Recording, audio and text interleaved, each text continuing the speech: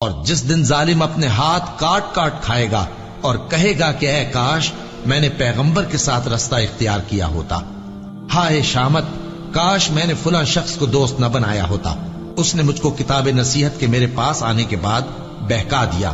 اور شیطان انسان کو وقت پر دغا دینے والا ہے۔ یوں نہیں، جب زمین کوٹ کوٹ کر برابر کر دی جائے گی اور تمہارا پروردگار جلوہ فرما ہوگا اور فرشتے قطار در قطار آ جائیں گے اور دوزخ اس دن سامنے لائی جائے گی، تو انسان اس دن سوچے گا، مگر اب سوچنے سے اسے فائدہ کہاں مل سکے گا؟ کہے گا کاش میں نے اپنی اس زندگی کے لیے کچھ آگے بھیجا ہوتا، تو اس دن نہ کوئی اللہ کے عذاب کی طرح کا عذاب دے گا اور نہ کوئی اس کے جکڑنے کی طرح جکڑے گا۔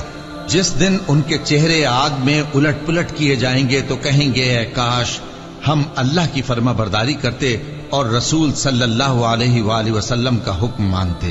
اور جس کا نامہ اعمال اس کے بائیں ہاتھ میں دیا جائے گا تو وہ کہے گا اے کاش مجھ کو میرا اعمال نامہ نہ دیا جاتا اور مجھے معلوم نہ ہوتا کہ میرا حساب کیا ہے۔ اے کاش موت میرا کام تمام کر چکی ہوتی، آج میرا مال میرے کچھ بھی کام نہ آیا، مجھ سے میرا اقتدار جاتا رہا۔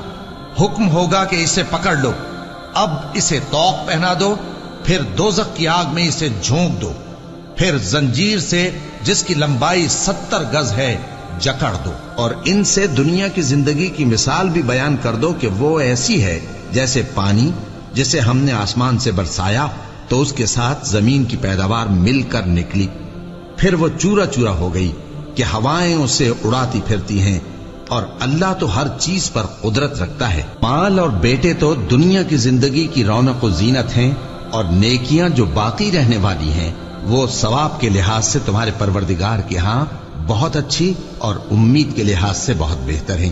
اور جس دن ہم پہاڑوں کو چلائیں گے اور تم زمین کو صاف میدان دیکھو گے اور ان لوگوں کو ہم جمع کر لیں گے تو ان میں سے کسی کو بھی نہیں چھوڑیں گے، اور سب تمہارے پروردگار کے سامنے صف باندھ کر لائے جائیں گے، تو ہم ان سے کہیں گے کہ جس طرح ہم نے تم کو پہلی بار پیدا کیا تھا اسی طرح آج تم ہمارے سامنے آئے، لیکن تم نے تو یہ خیال کر رکھا تھا کہ ہم نے تمہارے لیے قیامت کا کوئی وقت مقرر ہی نہیں کیا، اور اعمال کی کتاب کھول کر رکھی جائے گی تو تم گناہگاروں کو دیکھو گے کہ جو کچھ اس میں لکھا ہوگا اس سے ڈر رہے ہوں گے، اور کہیں گے ہائے شامت یہ کیسی کتاب ہے کہ نہ چھوٹی بات کو چھوڑتی ہے نہ بڑی کو، کوئی بات بھی نہیں مگر اسے لکھ رکھا ہے، اور جو جو عمل کیے ہوں گے سب کو حاضر پائیں گے، اور تمہارا پروردگار کسی پر ظلم نہیں کرے گا۔ کاش تم ان کو اس وقت دیکھو جب یہ دوزخ کے کنارے کھڑے کیے جائیں گے اور کہیں گے کہ اے کاش ہم پھر دنیا میں لوٹا دیے جائیں تاکہ اپنے پروردگار کی آیتوں کی تکذیب نہ کریں اور مومن ہو جائیں۔ ہاں یہ جو کچھ پہلے چھپایا کرتے تھے آج ان پر ظاہر ہو گیا ہے، اور اگر یہ دنیا میں لوٹائے بھی جائیں تو جن کاموں سے ان کو منع کیا گیا تھا وہی پھر کرنے لگے۔ کچھ شک نہیں کہ یہ جھوٹے ہیں، اور کہتے ہیں کہ ہماری جو دنیا کی زندگی ہے بس یہی زندگی ہے، اور ہم مرنے کے بعد پھر زندہ نہیں کیے جائیں گے۔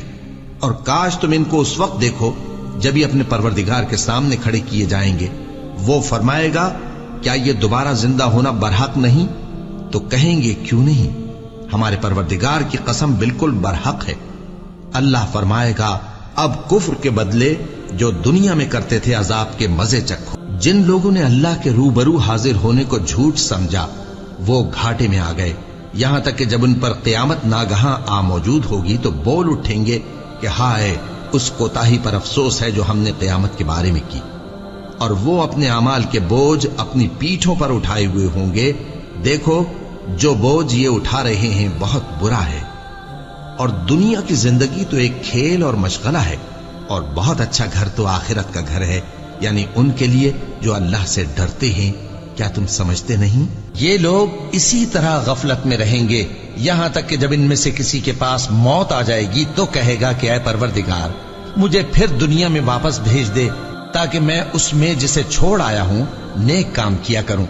ہرگز نہیں، یہ ایک ایسی بات ہے کہ وہ اسے زبان سے کہہ رہا ہوگا اور اس کے ساتھ عمل نہیں ہوگا، اور ان کے پیچھے برزخ ہے جہاں وہ اس دن تک کہ دوبارہ اٹھائے جائیں گے رہیں گے۔ پھر جب سور پھونکا جائے گا تو نہ تو ان میں قرابتیں رہیں گی اور نہ ایک دوسرے کو پوچھیں گے۔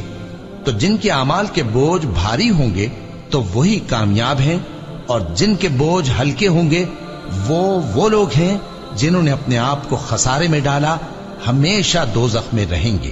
آگ ان کے چہروں کو جھلس دے گی اور وہ اس میں بد شکل ہو رہے ہوں گے۔ کیا تم کو میری آیتیں پڑھ کر نہیں سنائی جاتی تھیں؟ پھر تم تو ان کو جھٹلائے ہی جاتے تھے۔ وہ کہیں گے اے ہمارے پروردگار، ہم پر ہماری کمبختی غالب آ گئی اور ہم رستے سے بھٹک گئے۔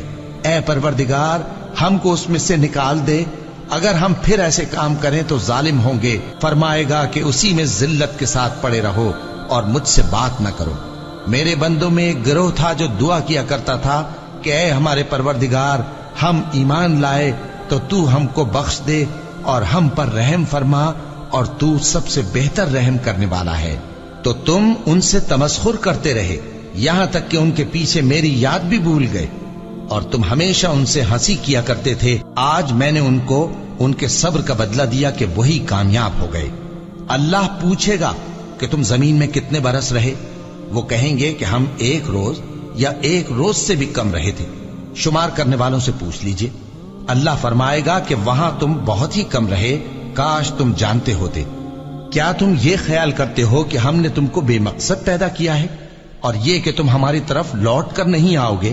تو اللہ جو سچا بادشاہ ہے، اس کی شان اس سے اونچی ہے، اس کے سوا کوئی معبود نہیں، وہی عرش کریم کا مالک ہے۔ اے پیغمبر، میری طرف سے لوگوں کو کہہ دو کہ اے میرے بندو، جنہوں نے اپنی جانوں پر زیادتی کی ہے، اللہ کی رحمت سے نا امید نہ ہونا۔ اللہ تو سب گناہوں کو بخش دیتا ہے، بے شک وہی تو ہے بڑا بخشنے والا، بڑا مہربان۔ اور اس سے پہلے کہ تم پر عذاب آ واقع ہو، اپنے پروردگار کی طرف رجوع کرو اور اس کے فرما بردار ہو جاؤ، ورنہ بعد میں تم کو مدد نہیں ملے گی۔ اور اس سے پہلے کہ تم پر ناگہاں عذاب آ جائے اور تم کو خبر بھی نہ ہو، اس نہایت اچھی کتاب کی جو تمہارے پروردگار کی طرف سے تمہاری جانب نازل ہوئی ہے پیروی کرو۔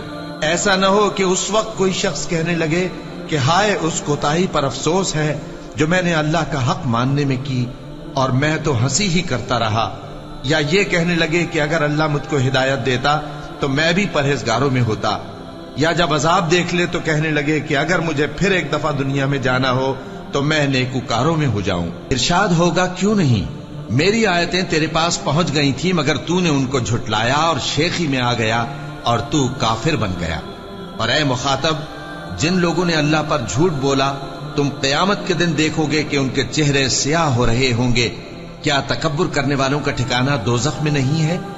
اور جو پرہیزگار ہیں ان کی کامیابی کے سبب اللہ ان کو نجات دے گا، نہ تو ان کو کوئی تکلیف پہنچے گی اور نہ وہ غمناک ہوں گے۔ اللہ ہی ہر چیز کا پیدا کرنے والا ہے اور وہی ہر چیز کا نگراں ہے۔ اسی کے پاس آسمانوں اور زمین کی کنجیاں ہیں، اور جنہوں نے اللہ کی آیتوں سے کفر کیا وہی نقصان اٹھانے والے ہیں۔